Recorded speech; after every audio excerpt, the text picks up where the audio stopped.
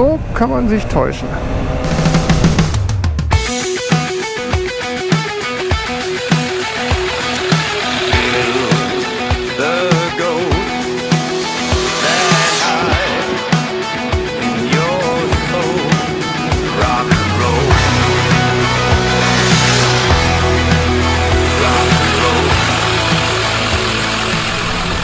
Mahlzeit, Leute.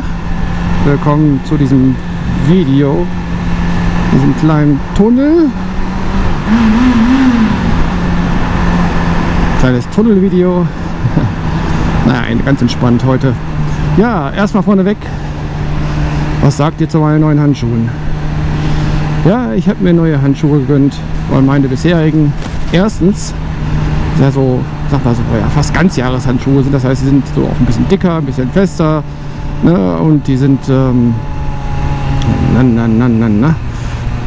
die sind also auch für kältere Temperaturen durchaus geeignet, aber lässt sich auch so im Sommer ganz angenehm fahren erstmal. Aber erstmal hat mich die Kawamatsu darauf hingewiesen, dass die nach einem Jahr und knapp 9000 Kilometern Fahren bisschen ausgeblichen sind. Das heißt, die waren mal schwarz. Jetzt sind sie auf der Oberfläche, auf dem Handrücken mehr beige-grau. Habt ihr wahrscheinlich schon in den anderen Videos festgestellt. Und ich dachte mir, so ein paar Sommerhandschuhe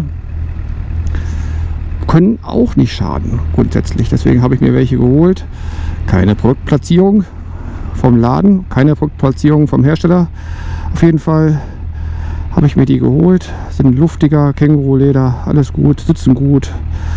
Auch wenn es sich erstmal komisch anfühlt, wenn man den Griff packt, weil die ein bisschen dünner sind, dass der Lenker, die Griffe sich so dünn anfühlen, nicht so schmal anfühlen. Aber die lassen sich wunderbar fahren und lassen bei den Temperaturen jetzt bei Mitte 20 Grad, 25, 26, 27 Grad angenehm Luft durch.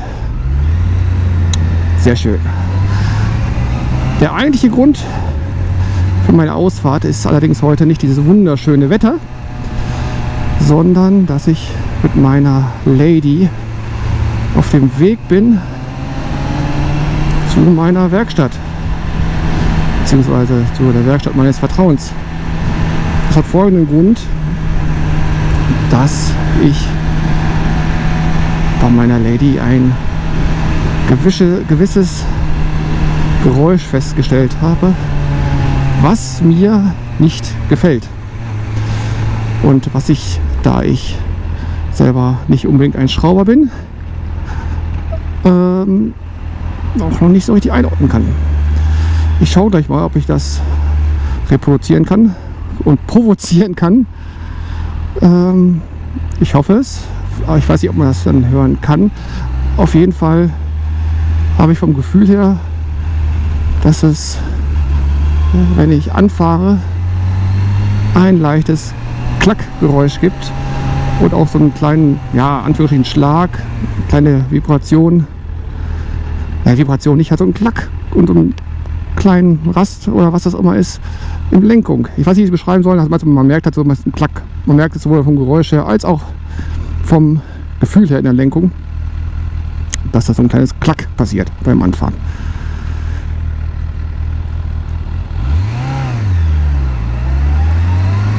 Tack.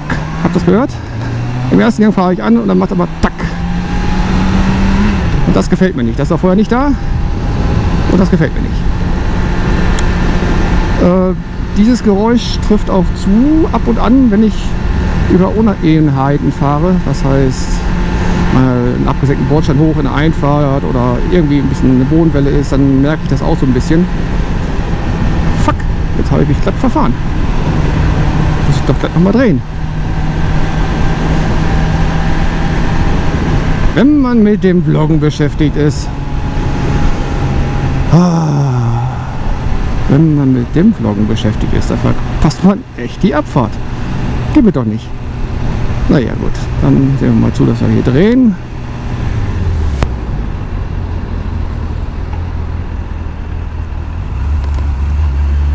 Ja, ich bin gespannt. Ich kann es halt nicht einordnen, ich bin kein Schrauber.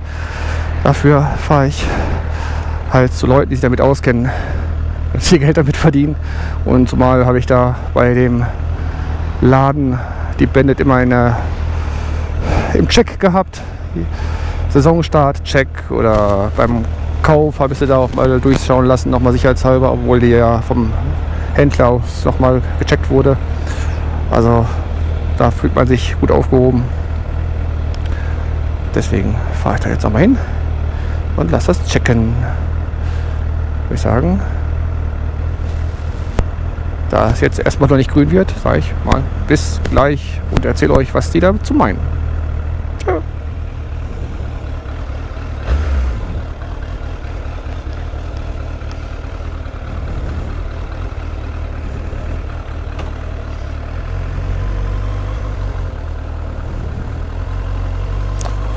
So, weiter geht's. So kann man sich täuschen.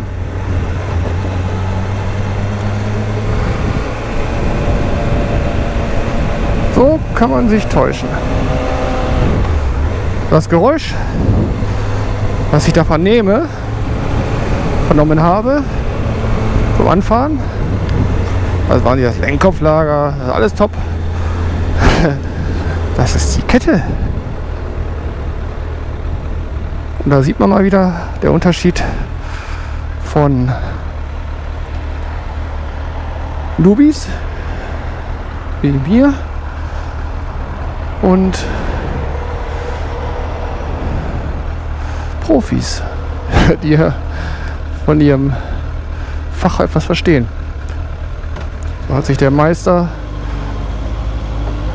da draufgesetzt, losgefahren. Als er losgefahren ist, hat der andere Schrauber schon beim ersten Anfahren gesagt, oh, das hört sich nach Kette an. Kurz danach kam der Meister dann wieder und sagte, jo, das ist die Kette. Das heißt, Kettensatz liegt an. Das sind, ja, was soll ich sagen, also laut Unterlagen, also ich selber habe die Kette nicht gemacht, also noch nicht machen lassen. Die ist jetzt nicht ganz 20.000 Kilometer drauf, laut den Unterlagen, die ich habe. Also 18.000, 19.000, 18.000 ungefähr. Und je nach Pflege kann die Kette natürlich dann schon mal durch sein. Auf jeden Fall hat man, wenn man genau hinschaut, auch gesehen, dass da schon leichte Rostspuren durchkamen, dass die Kette ein bisschen an Spannung verloren hat. Und ja, und dann mit der Laufleistung hat er gesagt, ja, das ist gar keine Frage. Ja, was haben sie für einen Kurs veranschlagt für meine Bandit? Mit Arbeit wird das so bei 200 € liegen. Also für die nächsten Tage keine größere Runde möglich, hat er mir empfohlen. Weil wenn dann die Kette reißt oder irgendwie abspringt oder keine Ahnung, was alles passieren kann, das wäre nicht so prickelnd. Deswegen werde ich jetzt noch eine Kleinigkeit besorgen und dann wieder nach Hause fahren. Und das gute Stück leider ein paar Tage stehen lassen müssen. Ja, somit seid ihr auch wieder auf dem Laufenden. Und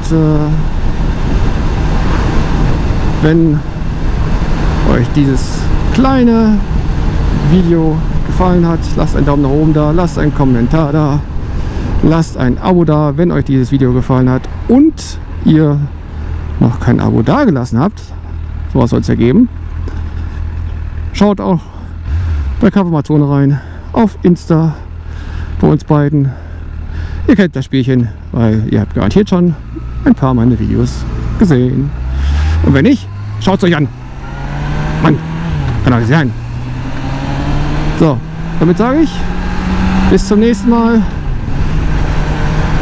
Und dann wieder mit einer frisch instand gesetzten Bandit. Bis denn und tschüss.